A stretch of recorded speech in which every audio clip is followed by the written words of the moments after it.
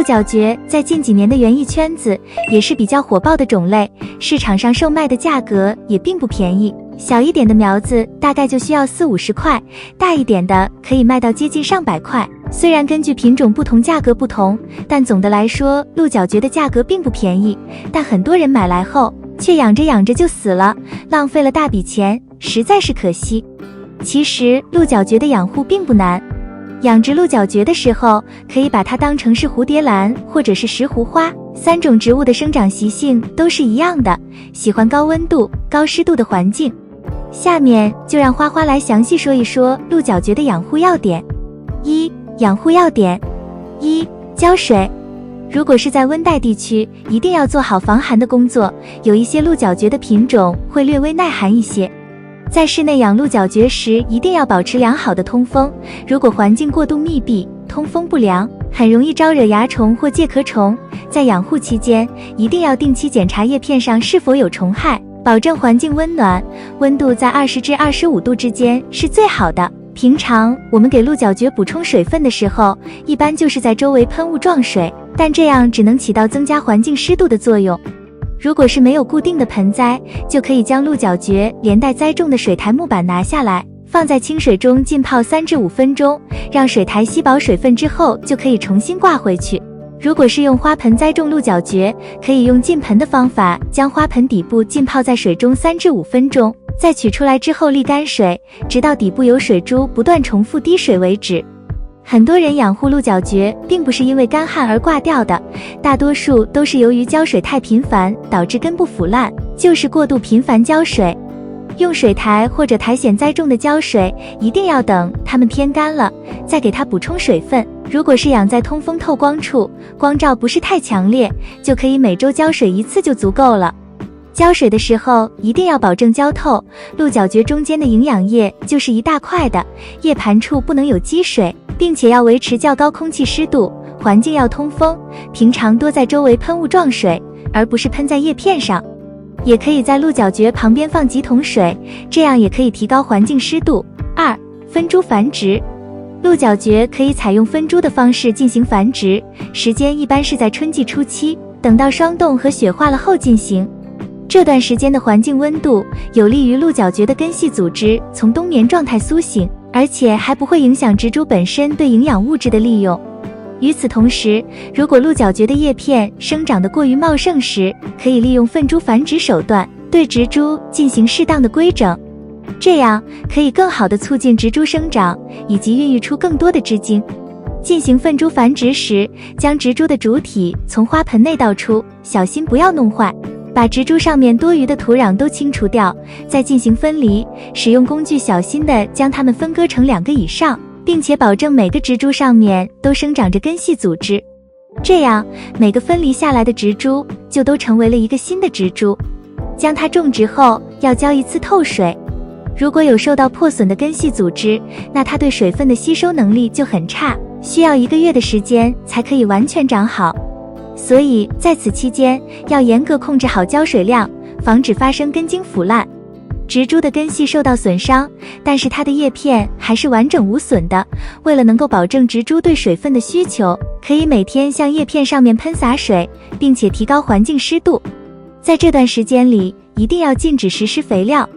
当分株繁殖后，注意不要让植株直接接受强烈的阳光照射，需要做好相应的遮阴保护措施，或者放置在遮阴棚里种植。3、光照。鹿角蕨养在窗台边或阳台边是特别适合的，在夏天一定要避免阳光照射，可以给早上或傍晚柔和的光照，或者拉上较厚的遮阳网，要遮掉50%至70%的光照。在冬天温度较低的时候，可以稍微增加光照。鹿角蕨并不是太难打理的一种观赏蕨类植物，最难做到的其实就是维持温暖和高湿度的环境，越冬的温度保持在10度以上才可以安全越冬。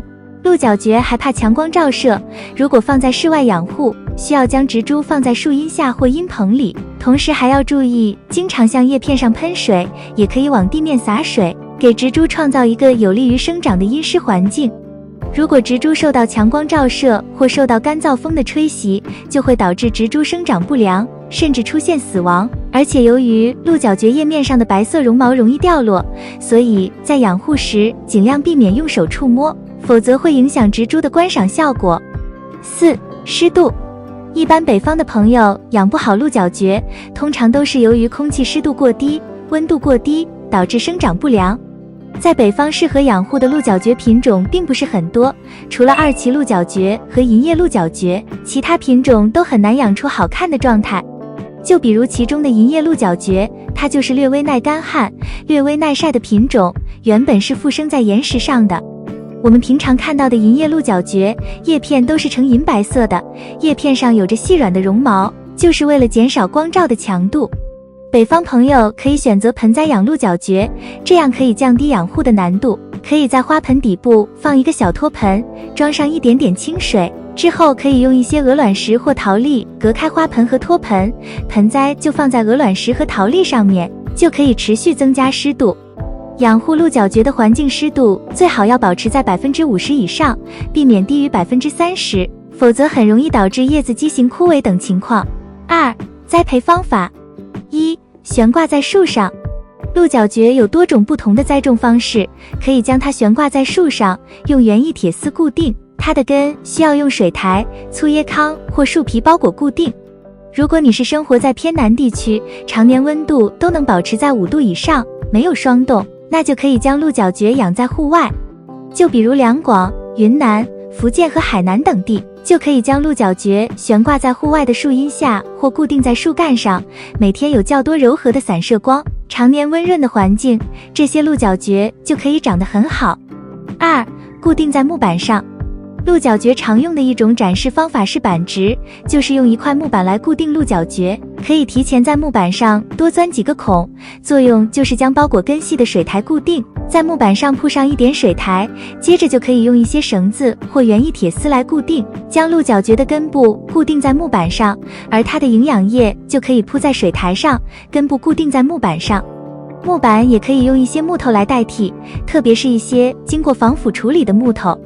固定在木板上的鹿角蕨可以直接悬挂在墙上，也可以用铁丝网来固定木板。用木板和水苔布置鹿角蕨可以节省空间，也可以点缀垂直的空间，会让它变成一幅生动而自然的画。3. 种在花盆中。鹿角蕨对土壤的要求并不严格，一般以疏松、肥沃、透水性良好、通气性良好的土壤为主，可以用泥炭土与水混合制成。将上好的泥炭土砸碎，再加水搅拌均匀，水分不要过多过少。用手握住一团泥炭，进行挤压，使水分从手指缝中流淌下来，挤压过水的土就可以用来种植了。种植的花盆在种植之前需要消毒，可以选用高锰酸钾溶液进行浸泡，经过半个小时后再拿来使用。消毒后的花盆用清水清洗干净，放在通风性良好、凉爽的环境中进行晾晒，等到花盆完全干燥后再使用。